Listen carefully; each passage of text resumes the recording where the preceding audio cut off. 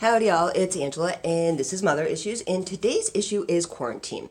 And I was listening to listening to Blaq Rose Bud last night. He had a live stream with the ladies, and one of the ladies, Stormy, had mentioned, and I don't necessarily disagree, but it's my view on quarantine is a little bit it's different. So anyways, Stormy had said that if you chose to go into quarantine, or if you listen to the government and go into quarantine, and I'm paraphrasing, please forgive me because I know the words aren't exactly correct, Stormy, please forgive me, but she mentioned that if you go in, you're already giving up your liberty. And I do agree with this to a certain extent, but I would like to add that they say it, what's the Spider-Man phrase? With great power comes great responsibility. Well, it's the same thing with liberty. With a free society comes a great deal of personal responsibility. And your rights extend only to the end of your fingertips, or in the age of the CCP virus, they extend 6 feet. So, excuse me. So, I get what you're saying. My daughter and then you mentioned something about, the kids and what you're teaching them if you chose to go into quarantine. Excuse me. And again, it's not that I disagree, but there are some other instances. For example, in my household, my daughter and I have a genetic blood disorder called hereditary angioedema.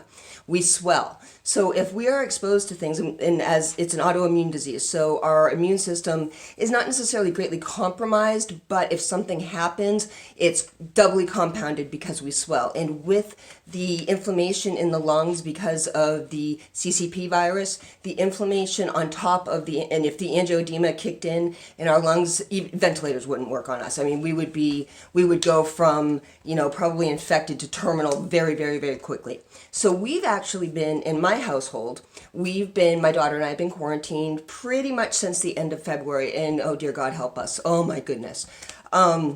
And to that end, how we get in and out, I do run to the store for Diet Coke because I have a wicked addiction. Oh my God. But my baby daddy, we're not married actually, so I call him my baby daddy, and I always have, by the way. That's not a Lonell thing. But my baby daddy and I have a sort of system in place, wet man, dry man, you understand the term. He goes out in the world, he does the grocery shopping, he does the things out in the world, I handle home.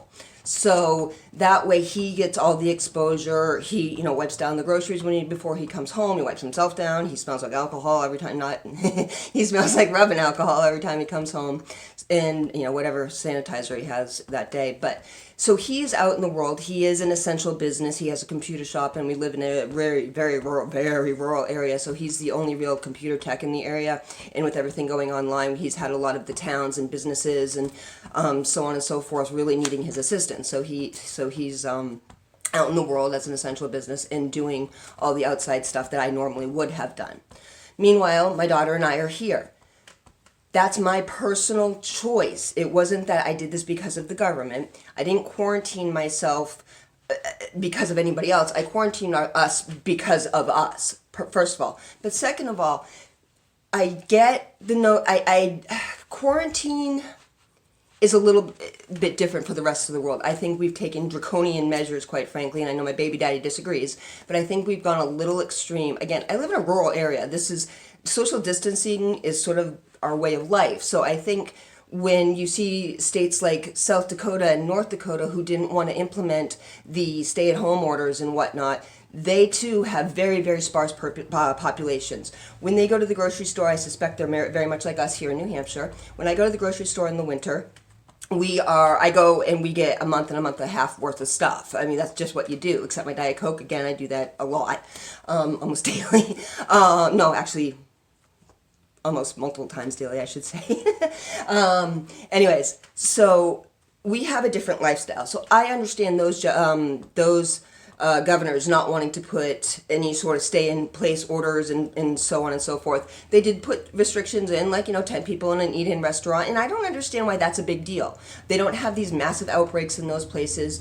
I do think that, yes, there are those who aren't going to do it, but they're not taking personal responsibility, and, is it the government's job to play nanny? I don't know. in places like New York City, I'm sorry, folks, but a lot of those people are like veal.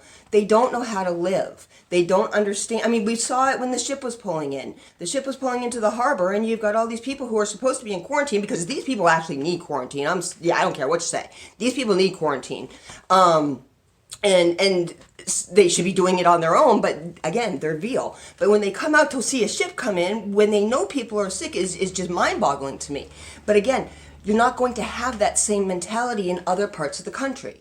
So some places apparently you do need to play nanny. I don't know. I'm not even going to speak for that. What I want to speak to is if you live in a organized society, your participation in that society is a social contract. You've agreed to participate and do things for the social good. Or you don't, and then that's, causing a crime, or it's just being a prick, whatever the case may be. But in this case, quarantine, for the most part, I don't know what it's like in other states, but for the most part, life, I go outside, it's a rural community, and life isn't very different. The kids aren't out and about, they're playing in their yards a lot of times, but they're obviously not going to school, there's no school buses. A lot of, again, small town, so a lot of places are still open. I can't get a freaking haircut. So anyways, my only point being is I don't necessarily agree with the sentiment that you are willfully turning your liberties over to the government if you decided to go into quarantine or to listen to the stay-in-place orders. I believe that there's an element of personal responsibility, and I believe that there's an element of staying or being a conscientious member of society because you are part of the social construct. It's part of your social contract. Your rights only extend, again, in the age of the CCP virus, to the end of your fingertips. Your right to wave your arms and flail about only extends to the end of my, nose. You don't get to do it in my face. You get to do your thing over here. You do not, if you're infected and you don't even know it, you don't have the right to infect others. And at my baby daddy's shop, I call him husband because people think it's weird after 22 years, it's just easier. But at my baby daddy's shop, people come in and he makes them put on gloves and stuff because it's computers and he doesn't know what's been on all over their surfaces and whatnot. And they say that they don't do that. And he says, in my shop you do. It's my shop. You can live your life out there, but you do not have the right to impose that, choice onto me. And it's sort of how I feel. We have to take responsibility. I'm not saying that we shouldn't go out. I'm not saying we should enjoy parks. I'm not saying, I think these draconian measures and these ridiculous arrests to arrest people who are doing nothing and put them in cells is absurd and asinine and a waste of resources. I don't know if anybody saw the sheriff up in Maine who said that there's still a constitution. This isn't Nazi Germany or the Soviet Union where you have to stop people for papers. He's not going to arrest people for walking down the street with their loved ones. Yay! The Constitution is not a suggestion. It's our foundation. There's no ifs, ands, or buts about it. They don't have the right to do this. Yes, there's emergency orders, but how far does that go? The Ninth Amendment is still preceding the 10th Amendment.